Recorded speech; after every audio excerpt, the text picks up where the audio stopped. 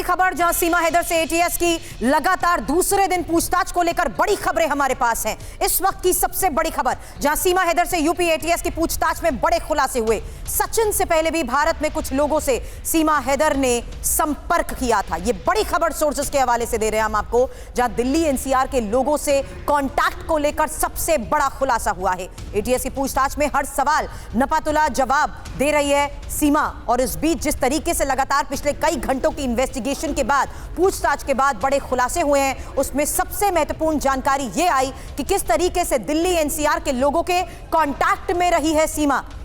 हालांकि इस पूरे मामले की इन्वेस्टिगेशन में सवालों के घेरे में सचिन भी है। सचिन से पहले भारत में किन किन लोगों से सीमा कांटेक्ट में रही, यह जानने की कोशिश की गई। इसीलिए एक सबसे बड़ा खुलासा हुआ कि दिल्ली एनसीआर के लोगों के संपर्क में थी। कौन है वो लोग, किस तरीके से वो उनके कांटेक्ट में आई, कितने दिन तक उनके कांटेक्ट में रही, और क्या वही लोग एक जरिया बने सीमा के भारत आने का। इन तमाम सवालों के मद्देनजर कई लेवल्स पर अब पूछताछ की जा रही है। और सचिन से पहले भारत में कुछ लोगों से सीमा हैदर ने संपर्क किया था। कौन थे वो लोग, इन्वेस्टिगेशन में यह भी जानने की कोशिश की जा रही है।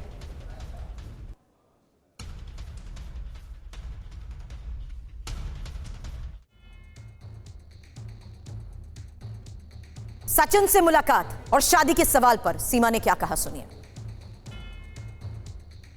मैं खुद को पाकिस्तानी मानती ही नहीं हूँ, मैं तो हिंदुस्तान से हूँ। मैं का ID कार्ड वगैरह बनवा लेती, पर मैं आगे चल गई क्योंकि मुझे इसी बात का डर था कि मैं हिंदू धर्म में आई हूँ, क्योंकि मैं पहले से आ चुकी हूँ। अभी हमने सोचा हम शादी कर लेंगे, जब हमारी कोर्ट की मैरिज हो जाएगी तो मैं यहाँ की हो जाऊँगी, क्योंकि आमतौर पर ऐसा होता है अगर एक देश के लड़के से किसी की शादी हो जाए तो वहीं की वो बन जाती है।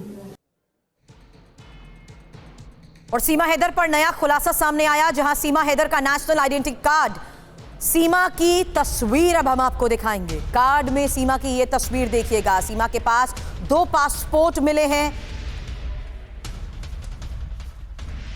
नाम पाकिस्तान के खैरपुर का पता इसमें है, और खैरपुर के पते पर ही ये पासपोर्ट बनवाए गए। तो सीमा की आइडेंटिफिकेशन को लेकर जिस तरीके से लगातार सवाल जवाब हो रहे हैं, क्या कह रही है सीमा, ये भी हम जानेंगे। लेकिन इस बीच ये आइडेंटिटी कार्ड देखिए, आइडेंटिटी कार्ड सीमा का है, उसमें सीमा की ये तस्वीर, 2 पासपोर्ट भी सीमा के मिले हैं।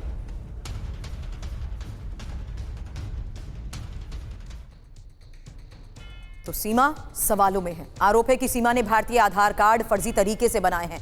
TV9 ने खुद सीमा से इसको लेकर कई बार सवाल जवाब किए हैं, लेकिन अब जिस तरीके से लगातार इन्वेस्टिगेशन हो रही है, कई बड़े खुलासे हो रहे हैं। एक और बड़ी खबर है जहां एटीएस पूछताछ में बड़ा खुलासा हुआ। बेहद तेज दिमाग की है सीमा हैदर। सोर्सेस के हवाले से ये बड़ी खबरें मिल पा रही है, जहां सीमा से राज उगलवाना भी आसान नहीं है। बहुत अच्छे से अंग्रेजी भी पढ़ रही है सीमा, और सीमा का अंग्रेजी उच्चारण भी अच्छा बताया जा रहा है। हालांकि सीमा के जवाबों से एटीएस भी अब हैरान है।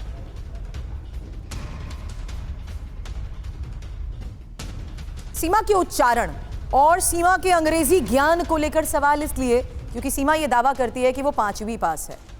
ऐसे में एटीएस भी अब हैरान है।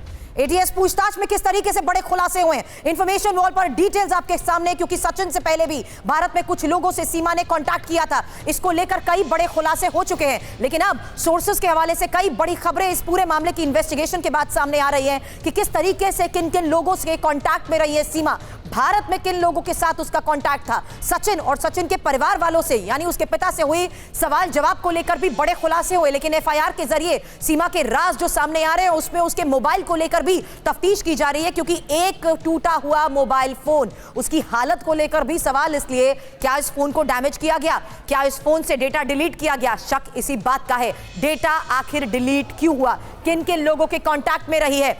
6 पासपोर्ट और क्या क्या मिला है अभी तक, 6 पासपोर्ट बरामद किए गए हैं, और 3 आधार कार्ड। उसकी आइडेंटिफिकेशन को लेकर भी जिस तरीके से अलग अलग खुलासे हो रहे हैं, 2 वीडियो कैसेट्स के बारे में भी जानकारी मिल पा रही है। हालांकि 4 जन्म प्रमाण पत्र यहां पर सामने आए हैं, क्योंकि सीमा जिन तरीके से बच्चों के साथ भारत में शामिल हुई है, प्रमाण पत्र को भी अब खंगालने की कोशिश जरूर की जा रही है। लेकिन इस बीच एक परिवार रजिस्ट्रेशन सर्टिफिकेट को लेकर भी कई बड़े खुलासे हुए हैं। हालांकि जिस तरीके से एफआईआर से खुलासे हो रहे हैं, उसमें सीमा के उन सभी राज को जानने की कोशिश की जा रही है, जिससे यह पता लग सके कि आखिर सीमा किस मकसद से भारत आई है। शक के दायरे में अपने बयानों के आधार पर ही रही है सीमा, लेकिन जिस तरीके से इन्वेस्टिगेशन हुई है उसमें और क्या बड़े खुलासे हुए। विवेक हमारे सहयोगी हमें ज्वाइन कर चुके हैं। विवेक, इन्वेस्टिगेशन पर क्या अपडेट? देखिए, बात की जाए तो ये मामला मोहब्बत का है या फिर जासूस है। सीमा इसको लेकर लगातार एटीएस की टीम सीमा हैदर से पूछताछ कर रही है। कल 8 घंटे तकरीबन पूछताछ की गई थी और आज एक बार फिर सुबह तकरीबन 8:40 के आसपास एटीएस की टीम सीमा हैदर के घर पहुंची थी और वहां से सीमा हैदर को लेकर एटीएस अपने साथ यहां पर सेक्टर 58 लेके आई है, जहां पर लगातार उससे पूछताछ की जा रही है। कल जो पूछताछ में खुलासे हुए थे वो बेहद ही चौंका देने वाले थे। सीमा से जब पूछताछ की गई और उससे इंग्लिश पढ़वाई गई तो उसका उच्चारण देखकर कुछ एटीएस भी हैरान थे कि कितना अच्छा उच्चारण जो है वो करती हुई नजर आ रही थी। 5वीं पास सीमा इतना अच्छा उच्चारण इंग्लिश का कर सकती है, ये बेहद ही हैरान कर देने वाली बात है।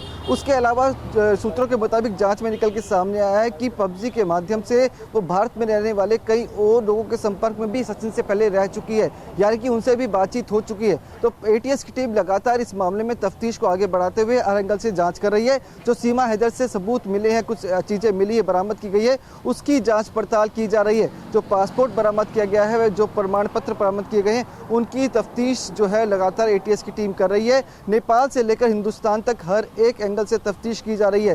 नेपाल के अंदर जहां पर सीमा ने दावा किया था कि वो होटल के अंदर रुकी थी, वहां के मैनेजर और होटल की भी जानकारी एटीएस ने हासिल कर ली और जल्द ही इस मामले में कुछ और नए खुलासे भी सामने आ सकते हैं। इसके अलावा जब एटीएस की टीम ने, सूत्र बता रहे हैं कि जब पूछा कि शादी का जो उसने सचिन से बात की कि शादी कर ली गई है, उसका कोई प्रूफ है, तो कहीं ना कहीं वो ना करती हुई नजर आई। तो इस तरह से कहीं ना कहीं एटीएस का शक जो है वो लगातार बढ़ता चला जा रहा है, क्योंकि सीमा ठीक से जवाब नहीं दे पाई।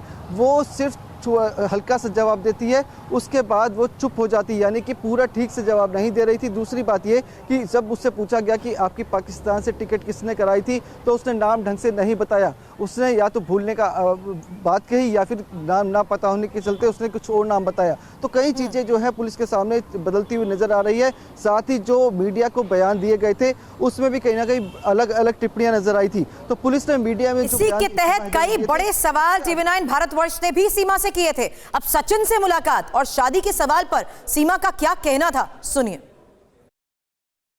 मैं खुद को पाकिस्तानी मानती ही नहीं हूँ, मैं तो हिंदुस्तान से हूँ। मैं का ID कार्ड वगैरह बनवा लेती, पर मैं आगे चलती क्योंकि मुझे इसी बात का डर था कि मैं हिंदू धर्म में आई हूँ, क्योंकि मैं पहले से आ चुकी हूँ। अभी हमने सोचा कि हम शादी कर लेंगे, जब हमारी कोर्ट की मैरिज हो जाएगी तो मैं यहाँ की हो जाऊँगी, क्योंकि आमतौर पर ऐसा होता है अगर एक देश के लड़के से किसी की शादी हो जाए तो वहीं की वो बन जाती है।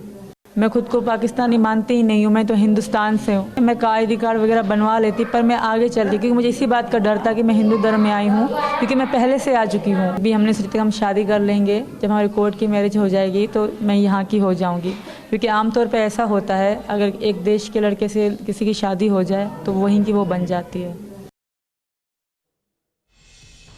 विवेक, और एक और एक्सक्लूसिव तस्वीर हमने दिखाई जहां उसकी आइडेंटिफिकेशन को लेकर भी बड़े खुलासे हो रहे हैं। इस बारे में क्या जानकारी, क्या कह रही है सीमा? देखिए, बात की जाए तो जो सीमा ने बयान दिया, उसने कहा कि वो शादी कर ले तो एक देश की नागरिक बन जाएगी। तो ये सबसे बड़ा एक खुलासा TV9 भारतवर्ष के कैमरे पे हुआ है। क्या सीमा का मकसद भारत की नागरिकता हासिल करना था? क्या इसी के चलते उसने सचिन से शादी करने की बात कही? क्या ये तो मकसद नहीं है? क्या इसके पीछे जो प्यार की बात करी है वो सिर्फ एक ढोंग है? ये कई सवाल अब एटीएस के सामने आ रहे हैं, क्योंकि TV9 भारतवर्ष ने एक बड़ा खुलासा इसमें किया है। और जो सीमा बोल रही है कि नागरिकता हासिल करना, उसने प्यार की बात यहाँ पे नहीं की, उसने नागरिकता की बात कही। तो एक सवाल सबसे बड़ा ये खड़ा हो रहा है कि उसके पीछे मकसद क्या था?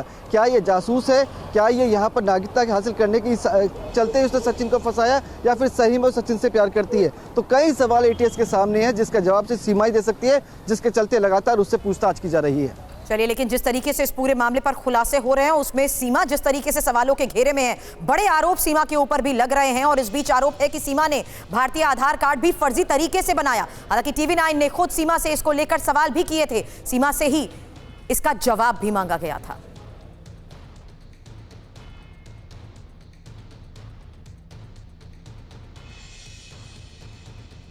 हमारी पागल जी नहीं। तो लगातार अब सीमा और सचिन दोनों सवालों के घेरे में हैं। इस बीच जिस तरीके से एटीएस, यूपी एटीएस लगातार उससे सवाल जवाब कर रही है, लाइन ऑफ इन्वेस्टिगेशन के तहत कई कड़ियों को जोड़ने की कोशिश की जा रही है। नेपाल से नोएडा तक का उसका सफर, किस तरीके से सीमा इससे पहले भी नेपाल पहुंची, यह भी जानने की कोशिश की जा रही है। किन किन लोगों के वो भारत में कांटेक्ट में रही है, सचिन से पहले भी किस तरीके से वो लोगों के कांटेक्ट में भारत में रही, कौन है वो लोग, इसको लेकर भी सवाल किए जा रहे हैं।